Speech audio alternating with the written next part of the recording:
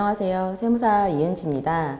오늘은 급여 신고 절차에 대해서 좀 알아볼까 하는데요.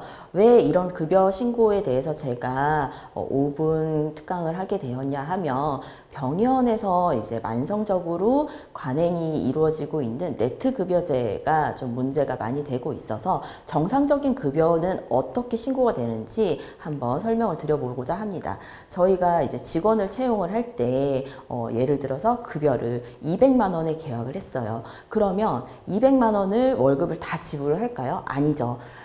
급여를 받는 그 급여 소득자들은 본인 부담분의 4대 보험료를 납부를 해야 돼요. 그리고 매월 이 소득세를 급여에서 조금씩 떼서 1년치 그 소득세를 미리 매월 월급에서 이제 징수를 하게 되는데, 그렇다면은 200만 원의 월급에서 4대 보험료가 이제 20만 원이라고 가정을 해볼게요. 그러면 20만 원의 4대 보험료가 발생을 했고 한 10만 원의 소득세가 발생을 했다고 이제 가정을 하게 되면은 이 근로자는 200만 원의 급여를 지급을 하면 안 되고 170만 원의 급여를 지급을 하셔야 됩니다. 그렇다면은 이 국민연금 이 4대 보험 20만 원과 소득세, 지방소득세 10만 원을 원장님이 가져가시는 걸까요? 아니죠. 원장님이 월급을 안 준 게 아니라 원장님이 대신해서 공단에다가 4대 보험료를 납부를 해주게 되는 거고, 원장님이 또 근로자를 대신해서 근로자의 소득세를 국세청에 납부를 해주게 되는 겁니다. 그래서 이제 원천징수 이행사항 신고 납부라는 제도가 사업주가 근로자의 급여를 지불을 할 때 그 급여가 얼마를 지불을 했고 거기에서 원천 징수를 얼마를 했고 납부를 했는지에 대해서 이제 신고를 하는 제도이고요. 중간에 이제 퇴사자가 있다라고 하면은 그 퇴사자의 급여를 또 정산을 해줘야 돼요. 세금 정산을 해줘야 돼요. 연말 정산 같이 이렇게 세금 정산을 해줘야 되는데, 중간에 퇴사한 사람이 1월부터 6월까지 급여가 한 1,000만 원이었는데 납부한 월급에서 뗀 그 소득세 총액은 50만 원이라고 해볼게요.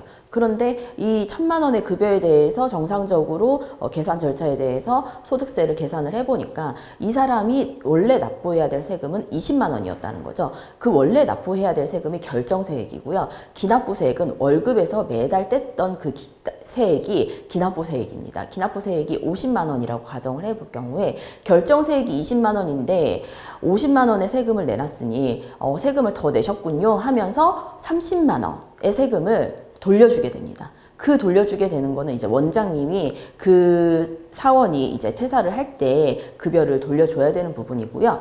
그리고 이제 계속 근무자가 있다고 하시면은 이 계속 근무자도 연말 정산을 해서 소득세 정산을 통해서 환급 받을 사람은 환급을 해주고 추가로 징수해야 될 사람은 또 추가로 징수해서 대신 국세청에 이제 납부를 해줘야 되는 경우가 있죠.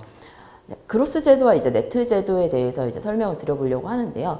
네트 급여로 이제 계약을 많이 체결을 하시는데, 급여 계약을 많이 체결을 하시는데, 네트제라고 함을 고용주 원장님께서 근로자의 4대 보험료와 소득세를 전부 부담을 해주신다는 조건으로 급여 계약을 하시는 거죠. 그래서 그 급여 근로자가 저는 실수령액 기준으로 연봉을 맞춰주세요, 계약을 해주세요 라고 요구를 하더라도, 만약에 200만 원의 이제 급여 계약을 체결을 했다고 할게요. 그러면 그냥 이 근로자의 월급은 200만 원으로만 주면 돼요. 하지만 우리는 이 사람의 급여 신고를 200만 원으로 하면 안 되고 221만 원으로 급여 신고를 해야 된다는 거죠. 왜냐하면 급여는 200만 원 주지만은 이 근로자의 4대 보험료와 소득세를 원장님이 다 지불을 해주시잖아요. 이 공제총액 21만 원을 원장님이 다 지금 지불을 하시는 형태이기 때문에 이 사람의 그 지급 급여를 221만 원으로 신고를 해야 비용 처리를 다 받으실 수가 있습니다. 만약에 200만 원으로 그냥 급여 신고를 하셨다라고 하시면은 굉장히 문제가 복잡해지고요. 노동법이나 세법에서도 이런 네트 급여 제도를 인정하고 있지 않습니다. 당사자 간의 네트 급여로 계약을 체결했다 하더라도 이렇게 급여 신고는 세전으로 역산을 해서 정상적으로 신고를 하셔야 됨을 반드시 유의하시기 바라겠습니다. 이상 이은지 세무사였습니다. 감사합니다.